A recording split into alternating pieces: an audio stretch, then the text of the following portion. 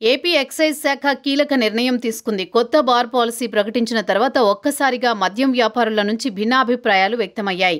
Policy నిబంధనలపై మద్యం వ్యాపారుల్లో వ్యతిరేకత ఉంది. జిల్లాల వారీగా ముందుగానే సమావేశాలు నిర్వహించుకున్నారు. వారు పాలసీలో పాల్గొనకూడదని నిర్ణయించుకున్నారు. దీంతో పాలసీపై ప్రతికూలత ఏర్పడుతుందని గ్రహించిన ఎక్సైజ్ శాఖ ఉన్నతాధికారులు తాజాగా కీలక నిర్ణయం తీసుకున్నారు. దీంతో ఇప్పుడు వ్యాపారులు ఎలా స్పందిస్తారనేది కీలకంగా మారుతోంది. ఏపీ ప్రభుత్వం ప్రకటించిన బార్ పాలసీ మేరకు లైసెన్స్ ఫీజులను తగ్గిస్తూ నిర్ణయం తీసుకున్నారు. లైసెన్స్ ఫీజును తగ్గించడంతో పాటు ఈ ఫీజు వాయిదాల పద్ధతిలో చెల్లించే అవకాశం కూడా కల్పిస్తున్నారు. ఈ పాలసీ బార్ లైసెన్సులకు లాభదాయకంగా మారనుందని ఎక్సైజ్ అధికారులు చెబుతున్నారు. గతంలో బార్ లైసెన్స్దారులు ఫీజు మొత్తాన్ని ఒకేసారి చెల్లించాల్సి వచ్చేది.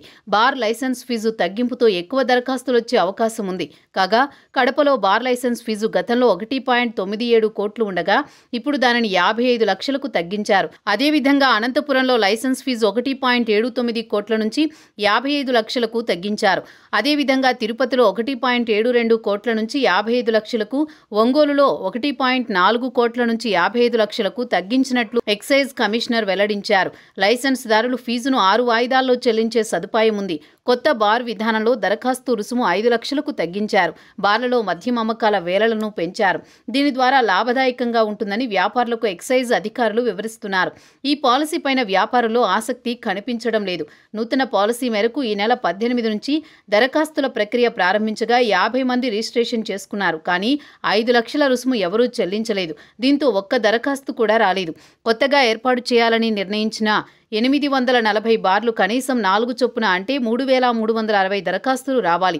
గత ఏడాది మద్యం షాపుల పాలసీ సమయంలో ఏ షాపునకు ఎన్ని దరఖాస్తులు వచ్చాయనే వివరాలను వెబ్సైట్లో ఉంచారు.